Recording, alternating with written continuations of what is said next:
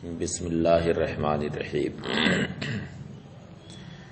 قال وہی فی قوت الجزئیت،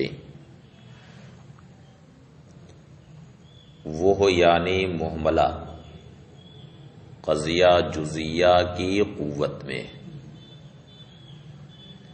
قضیہ محملہ کا مطلب ہے کہ وہ قضیہ جس میں حکم افراد پر لگایا گیا لیکن ان افراد کی مقدار کلن یا بعضن بیان نہ کی گئی، مقدار کا بیان چھوڑ دیا گیا، تو ایسے قضیہ کو محملہ کہا جاتا ہے۔ جیسے کہا الانسان فی خسر، انسان گھاٹے میں، یعنی انسان کے افراد گھاٹے میں۔ اب سارے افراد یا بعض افراد اس کا ذکر نہیں کیا گیا ہے، مقدار کا بیان چھوڑ دیا گیا ہے، تو ایسے قضیہ کو محملہ کہا جاتا ہے۔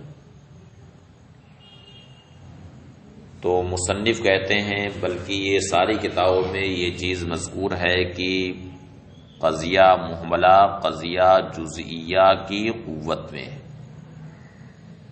یعنی دونوں کے درمیان تلازم ہے۔ جب محملہ صادق آئے گا تو قضیہ جزئیہ صادق آئے گا، اور جب قضیہ جزئیہ صادق آئے گا تو قضیہ محملہ بھی صادق آئے گا۔ اس لیے کہ جب کہا الانسان فی خسر، انسان گھاٹے میں، تو اب ظاہر سی بات ہے کہ اس سے مراد یا تو سارے افراد ہوں گے یا بعض افراد مراد ہوں گے۔ اگر بعض افراد مراد ہیں یعنی بعض الانسان فی خسر، تب تو قضیہ جزئیہ بالکل واضح طور پر موجود ہے۔ اور اگر سارے افراد مراد ہیں کہ انسان کے سارے افراد گھاٹے میں ہیں، تو جب یہ کہنا صحیح ہے کہ انسان کے سارے افراد گھاٹے میں ہیں، تو یہ بھی کہنا صحیح ہے کہ انسان کے بعض افراد گھاٹے میں ہیں، اس لیے کہ کل میں بعض موجود ہیں۔ تو معلوم ہوا کہ جب محملہ صادق آئے گا تو جزئیہ بھی صادق آئے گا۔ اسی طرح سے جب جزئیہ صادق آئے گا تو محملہ بھی صادق آئے گا، اس لیے کہ جب کہا کہ بعض الانسان فی خسر، بعض انسان گھاٹے میں،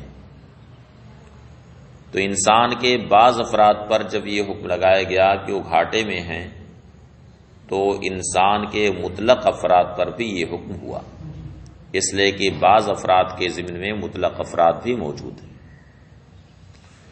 تو معلوم ہوا کہ جہاں جزئیہ صادق آئے گا وہاں محملہ بھی صادق آئے گا، تو ان دونوں کے درمیان تلازم ہے۔ جہاں ایک صادق آئے گا وہاں دوسرا صادق آئے گا۔ عبارت دیکھیے، قال وہی فی قوت الجزئیہ، اور وہ یعنی محملہ جزئیہ کی قوت میں، لِأَنَّهُ مَتَى صَدَقَ قَوْلُنَا الْإِنسَانُ فِي خُسْرٍ، اس لیے کہ جب ہمارا قول الانسان فی خسر صادق آئے گا تو بعض الانسان فی خسر بھی صادق آئے گا، وبالعکس، اور اس کے برعکس بھی۔ بعض الانسان فی خسر جب صادق آئے گا تو الانسان فی خسر بھی صادق آئے گا۔ اقول المحملۃ فی قوت الجزئیہ، محملہ جزئیہ کی قوت میں، بمعنی انہما متلازمان، اس معنی کر کے کہ دونوں میں تلازم ہے۔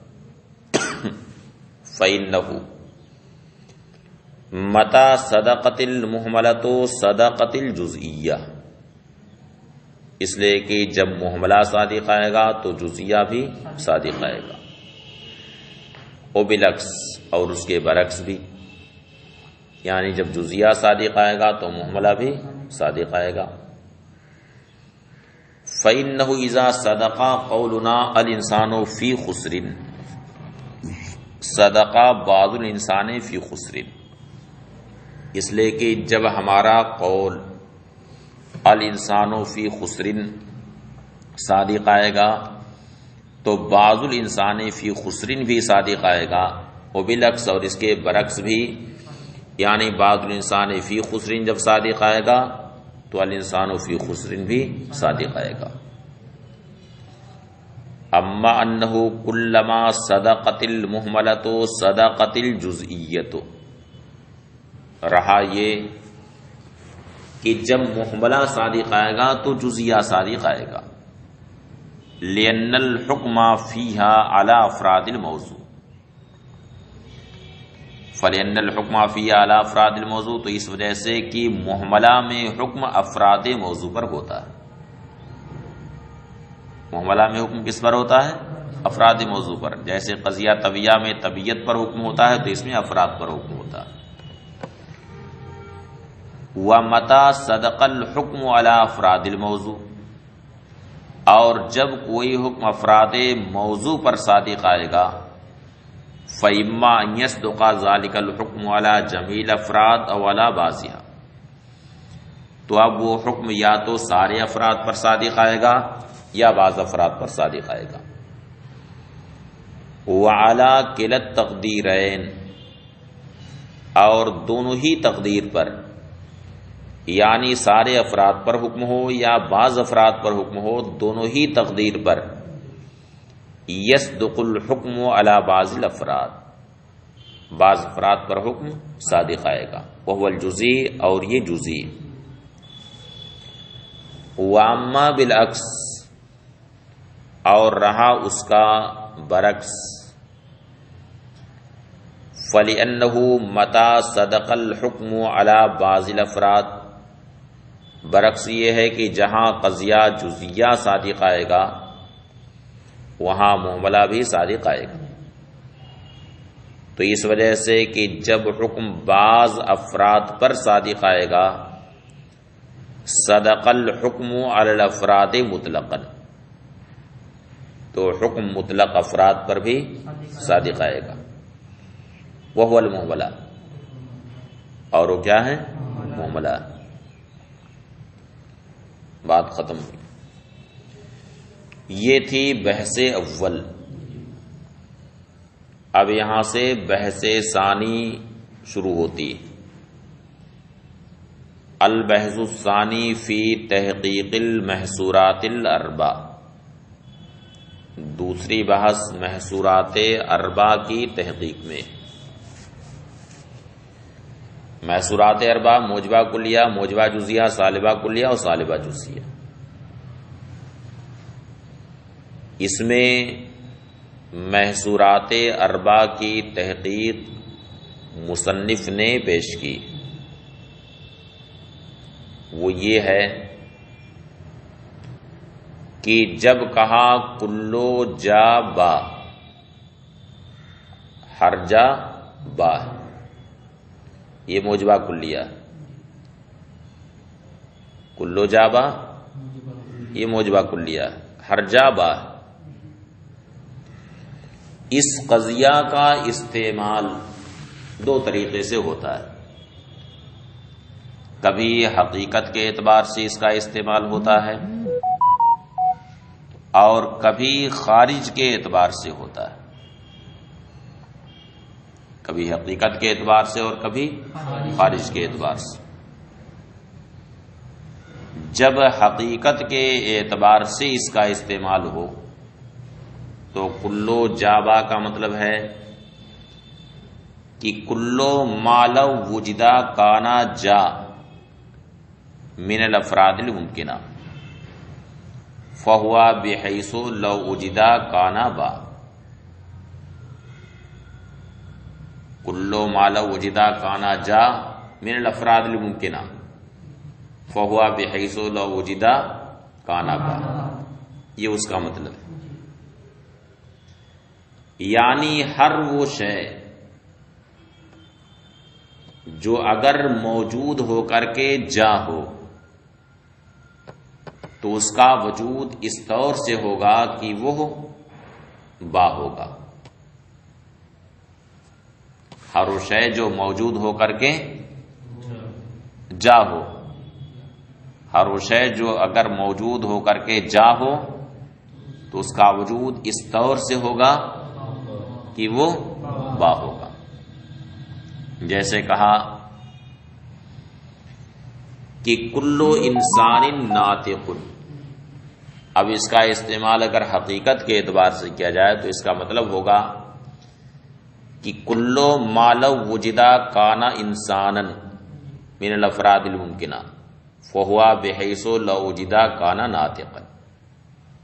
یعنی ہر وہ شے کہ اگر وہ موجود ہو کر کے انسان، یعنی اس کا انسان ہونا اگر ممکن ہے، اگر وہ موجود ہو کر کے انسان ہوگا تو اس کا وجود اس طور سے ہوگا کہ وہ بہرحال ناطق ہوگا. ایسا نہیں ہے کہ انسان ہو اور ناطق نہ ہو. سمجھ میں آیا؟ یہ استعمال ہے کس کے اعتبار سے؟ حقیقت کے اعتبار سے. تو اسی طرح سے کلو جابا کا لحاظ جب حقیقت کے اعتبار سے کیا جائے تو اس کا مطلب ہے کہ کلو ما لو وجدا کانا جا من الافراد الممکنہ فہو بحیث لو وجدا کانا با. یعنی ہر وہ شے کہ اگر موجود ہو کر کے جا، یعنی اس کا جا ہونا اگر ممکن ہے تو اس کا وجود اس طور سے ہوگا کہ وہ با ہوگا. سمجھ گئے؟ یہ استعمال کس اعتبار سے ہے؟ حقیقت کے اعتبار سے. مثال سمجھ میں آ گئی کہ بھی اور مثال دینی پڑے گی؟ سمجھ میں آ گئی نا مثال؟ قال البحث الثانی فی تحقیق المحصورات الاربع. دوسری بحث محصورات اربع کی تحقیق میں.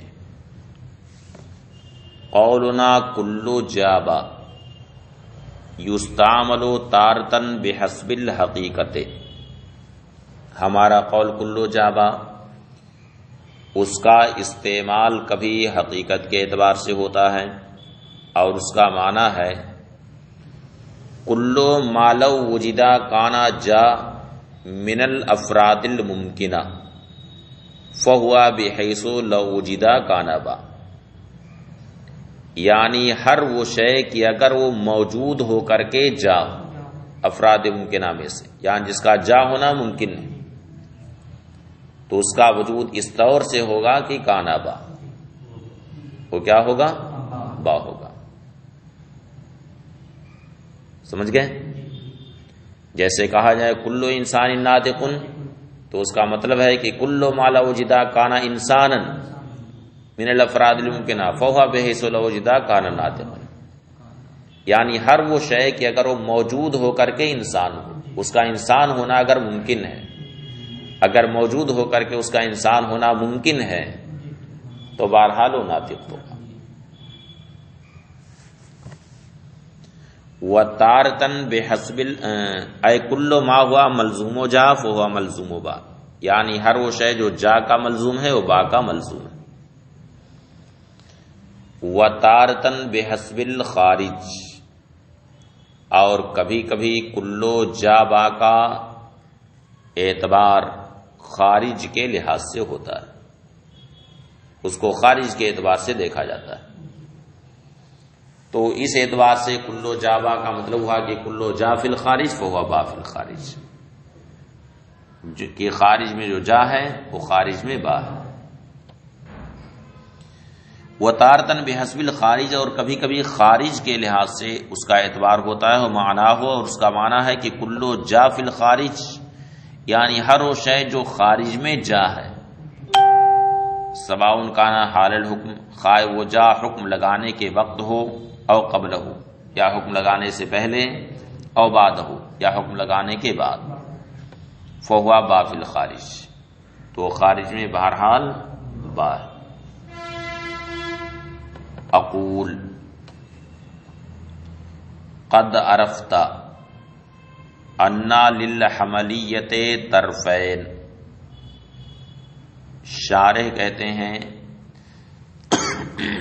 کہ آپ یہ جان چکے ہیں کہ قضیہ حملیہ کے دو طرف ہیں، یعنی دونوں کنارے میں ایک ایک چیز. طرف اول کو محکوم علیہ کہا جاتا ہے جسے موضوع کہتے ہیں، اور دوسرے طرف کو محکوم بہی اور محمول کہا جاتا ہے۔ تو مناطقہ کی یہ عادت ہے کہ یہ لوگ موضوع کی تعبیر جا سے اور محمول کی تعبیر با سے کرتے ہیں، یعنی موضوع کے لیے بھی یہ لوگ ایک کوڈ کا استعمال کرتے ہیں اور محمول کے لیے بھی ایک کوڈ کا استعمال کرتے ہیں۔ تو موضوع کے لیے جا استعمال کرتے ہیں اور محمول کے لیے با استعمال کرتے ہیں۔ ہر زبان میں کوڈ استعمال کرنے کا مزاج ہوتا ہے نا، بلکہ زیادہ تر تو کوڈ ہی کا استعمال ہوتا ہے۔ سرکاری غیر سرکاری دونوں میں آپ دیکھیں کہ مختصر الفاظ کا استعمال بہت زیادہ ہوتا ہے اور تشریح کی جائے تو بہت لمبا ہو جاتا ہے۔ اقول قد عرفتا، تو اب انوں کی عادت ہے کہ موضوع کی تعبیر یہ لوگ جا سے اور محمول کی تعبیر با سے کرتے۔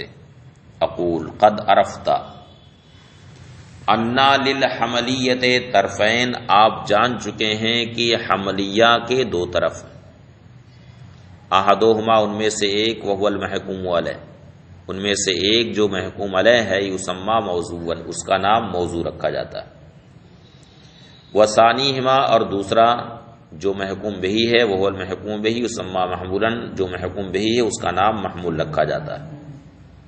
فعلم ان عادت القوم قد جرت بانہم یعبرون عن الموضوع بجا وعن المحمول ببا، تو جان لو کہ قوم کی یہ عادت جاری ہے کہ یہ لوگ موضوع کی تعبیر جا سے اور محمول کی تعبیر با سے کرتے ہیں، یہاں تک کہ یہ لوگ جب کہتے ہیں کلو جابا، ہر جابا ہے، فَكَأَنَّهُمْ قَالُوا كُلُّ مَوْضُوعٍ مَحْمُولٌ، تو کلو جابا کہہ کر کے گویا یہ مراد لیتے ہیں کہ ہر موضوع محمول ہے، اس لیے کہ موضوع کی تعبیر جا سے کیا اور محمول کی تعبیر با سے کیا۔ اب یہ کام یہ لوگ کیوں کرتے ہیں؟ تو شارح کہتے ہیں کہ دو وجہ سے یہ لوگ یہ کام کرتے ہیں، اس میں دو فائدہ ہے ان کا۔ ایک فائدہ تو اختصار، ایک فائدہ کس چیز کا ہے؟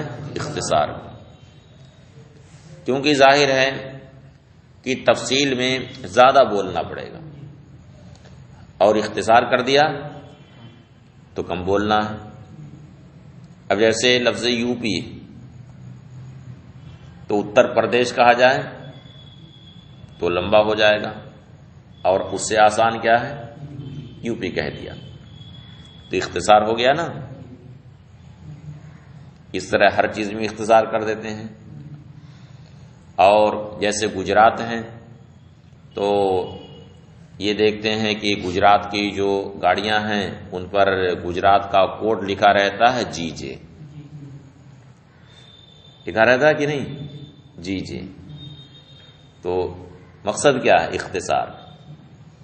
یہ پلیٹ پر لکھنا ہے تب گجرات لکھا جائے تو اس کے لیے زیادہ جگہ لگے گی، تو اس سے آسان ہے کہ مختصر کر دو، اسے جی جے کر دو۔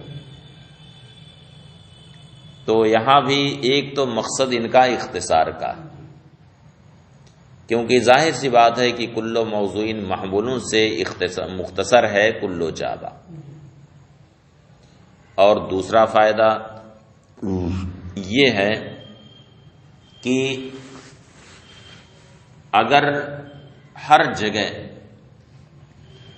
موجبہ کلیہ کی مثال مثلاً کلو انسان حیوان ہی لائی جائے، ہر جگہ بس اسی مثال کو ذکر کریں، تو اب بہت سارے لوگوں کو یہ وہم ہونے لگے گا کہ موجبہ کلیہ بس ایک ہی ہے، پوری منطق میں موجبہ کلیہ بس ایک ہے، کلو انسان حیوان، سارے موجبہ کلیہ بس اسی ایک میں سمٹ گئے ہیں، اسی میں منحصر ہے.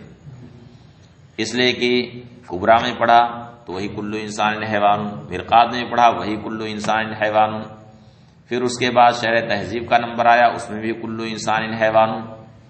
تو اب ہر جگہ اگر وہی ایک مثال لائی جائے کلو انسان حیوان، تو بہت سارے ذہنوں میں یہ وہم ہونے لگے گا کہ سارے موجبہ کلیہ اسی ایک مثال میں منحصر ہیں، حالانکہ ایسا نہیں. تو اس وجہ سے ہر قسم کے مادے سے اب خالی کر لیا اس کو موجبہ کلیہ، اور یہ تنبیہ کر دی کہ جہاں بھی موجبہ کلیہ کا مفہوم پایا جائے گا، اس کا معنی پایا جائے گا، تو موجبہ کلیہ صادق آئے گا، چاہے کلو انسان حیوان کا مادہ ہو، چاہے کلو جابا کا ہو، یا کلو انسان ناطقن کا ہو، یا کلو کاتبین انسان کا ہو، کوئی بھی مادہ ہو، جہاں موجبہ کلیہ کا معنی پایا جائے گا وہاں پر یہ قضیہ صادق آئے گا. سمجھ میں آیا؟ وَإِنَّمَا فَعَلُوا ذَلِكَ لِفَائِدَتَيْنِ، اور یہ کام ان لوگوں نے دو فائدے کی وجہ سے کیا ہے. احداہما الاختصار، ایک فائدہ اختصار. فَإِنَّا قَوْلَنَا كُلُّ جَابَا، اس لیے کہ ہمارا قول کلو جابا اخصر من قولنا کلو انسان حیوان، وہ ہمارے قول کلو انسان حیوان سے مختصر ہے. مثلاً وہو ظاہر، اور یہ بالکل ظاہر بات ہے. وثانیہما دفع توہم الانحصار، دوسرا فائدہ انحصار کے وہم کو دور کرنا. فإنہم لو وضعوا للموجبۃ الکلیۃ مثلا قولنا کل انسان حیوان، اس لیے کہ اگر یہ لوگ موجبہ کلیہ کے لیے مثلا ہمارے قول کل انسان حیوان کو ہی وضع کر دیتے، واجروا علیہ الاحکام، اور اس پر احکام جاری کرتے، امکنا ان یذهب الوہم الی ان تلک الاحکام انما ہی فی ھذہ المادۃ، تو یہ وہم اس بات کی طرف جا سکتا تھا کہ وہ سارے احکام بس اسی مادے میں، سارے احکام بس اسی مادے میں، دون الموجبات الکلیات الاخر، یعنی دوسرے موجبہ کلیہ اب نہیں پائے جاتے. فتصوروا مفہوم القضیۃ، یہی وجہ ہے کہ ان لوگوں نے قضیہ کے مفہوم کا تصور کیا. وجردوها من المواد، اور ہر طرح کے مادوں سے قضیہ کو خالی کر لیا. وعبروا عن طرفیہا بجا وبا، اور اس کے طرفین یعنی موضوع اور محمول کی تعبیر جا اور با سے کر دی.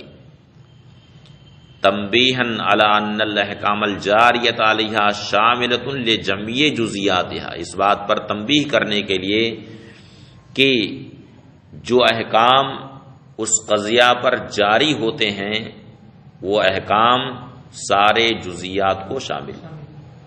قضیہ پر جو احکام جاری ہوتے ہیں وہ احکام سارے جزیات، یعنی قضیہ کے جتنے بھی جزیات ہیں سب کو احکام شامل ہوں گے. غیر مقصورۃ البعض دون البعض، ایسا نہیں ہے کہ وہ احکام صرف بعض ہی میں منحصر ہوں، بعض ہی کے ساتھ خاص ہوں، دون البعض، اور بعض کے ساتھ نہ پائے جائیں. کما انہم فی قسم التصورات اخذوا مفہومات الکلیات الخمس، جیسا کہ ان لوگوں نے تصورات کی قسم میں کلیات خمسہ کے مفہومات کو لے لیا ہے. کلیات خمسہ یعنی نو جنس فصل خاصہ ارضیہ، ان کے مفہومات کو لے لیا. من غیر اشارت الی مادۃ من المواد، بغیر کسی مادے کی طرف اشارہ کیے. وبحثوا عن احوالها بحثا متناولا لجميع طبائع الاشیاء، یعنی ہر طرح کے مادے سے خالی کر لیا، بغیر کسی مادے کی طرف اشارہ کیے ہوئے محض کلیات خمسہ کے مفہومات کو لے لیا، اور ان کے احوال سے ایسی بحث کی جو بحث ساری طبائع اشیاء کو شامل ہے، جو بحث ساری طبائع اشیاء کو شامل ہے. اب مثلا نو کا ایک مفہوم لے لیا، کہ نو وہ کلی ہے جو کثیرین متفقین بالحقیقت پر ما ہوا کے جواب میں بولی جائے. ایک مفہوم لے لیا. اب اس مفہوم سے بحث شروع کر دی اور ایسی بحث کی ہے جو ساری ماہیتوں کو شامل ہے. انسان ہو وہ بھی ایک نو ہے، فرس ہو وہ بھی ایک نو ہے، حمار ہے وہ بھی ایک نو ہے، کلب ہے وہ بھی ایک نو ہے، اسد ہے وہ بھی ایک نو ہے. تو محض مفہوم اس کا لے لیا، کلیات خمسہ کے مفہومات کو لے لیا. پھر ان مفہومات سے ایسی بحث کی ہے جو بحث سارے جزیات کو شامل. تو اسی طرح سے یہاں پر بھی موضوع اور محمول کا مفہوم لے لیا ہے، قضیہ کا مفہوم لے لیا ہے اور ایسی بحث کی ہے جو قضیہ کے سارے جزیات کو شامل.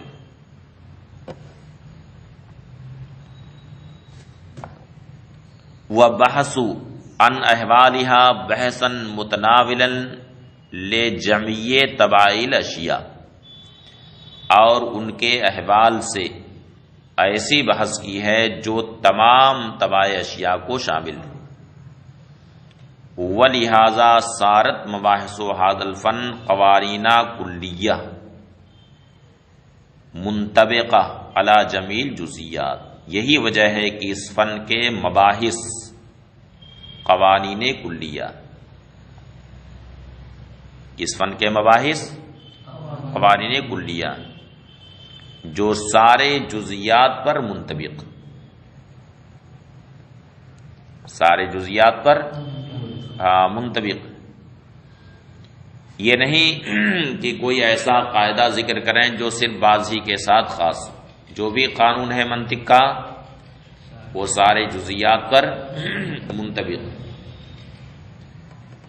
اب اس کی ایک مثال دیکھیے کہ ابھی کچھ دن پہلے ہم لوگ گونڈا شادی میں جا رہے تھے حضرت کے ہاں. تو اسی گاڑی میں یہاں قصبے کے ایک بیٹھے ہوئے تھے جو عالم نہیں تھے. تو اب ایسی ایک جنرل گفتگو ہو رہی تھی. تو انہوں نے کہا کہ اصل میں جب دونوں پازیٹو ہوتے ہیں تبھی پازیٹو نتیجہ نکلتا ہے، اور اگر دونوں میں سے کوئی ایک نگیٹو ہو جائے تو پازیٹو نتیجہ نہیں نکل سکتا. ایک جنرل گفتگو کر رہے تھے تو مجھے مان یاد آیا، بلکہ میں نے کہا بھی اسی وقت کہ دیکھیے منطق میں جو قانون بیان کیا گیا ہے وہ قانون دیکھیے یہ خود اپنی زبان سے بول رہے ہیں. یہ جو اشکال اربع ہیں ان کو آپ دیکھیے کہ موجبہ کا نتیجہ اسی وقت نکلے گا جبکہ صغرا اور کبرا دونوں موجبہ ہوں، یعنی دونوں مقدمے پازیٹو ہوں تبھی پازیٹو نتیجہ نکلے گا. دونوں موجبہ ہوں گے تبھی موجبہ کا نتیجہ نکلے گا. اور اگر دونوں مقدموں میں سے کوئی ایک سالبہ ہو گیا، چاہے صغرا سالبہ ہوا یا کبرا سالبہ ہوا، تو موجبہ کا نتیجہ نہیں نکل سکتا. سالبہ کا نتیجہ تب نکلے گا. تو دونوں مقدمے مثبت ہوں گے تبھی مثبت نتیجہ نکلے گا، اور اگر دونوں میں سے کوئی ایک منفی ہو گیا تو نتیجہ مثبت نہیں نکل سکتا ہے، منفی ہی نتیجہ اس سے نکلے گا. تو منطق میں جو قانون بتا دیا گیا ہے، دیکھیے یہ قانون اپنی زبان سے خود بول رہے ہیں. تو اس کے جو قوانین ہیں وہ قوانین کلی ہوتے ہیں جو سارے جزیات پر منطبق ہوتے ہیں. اسی لیے اس علم کو ضرور پڑھنا چاہیے. اس سے قوت استدلال پیدا ہوتی ہے، معاملات کو سمجھنے کی صلاحیت ہوتی ہے، دور اندیشی ہوتی ہے، گہرائی آتی ہے. اس لیے اس فن کو ضرور محنت سے پڑھنا چاہیے.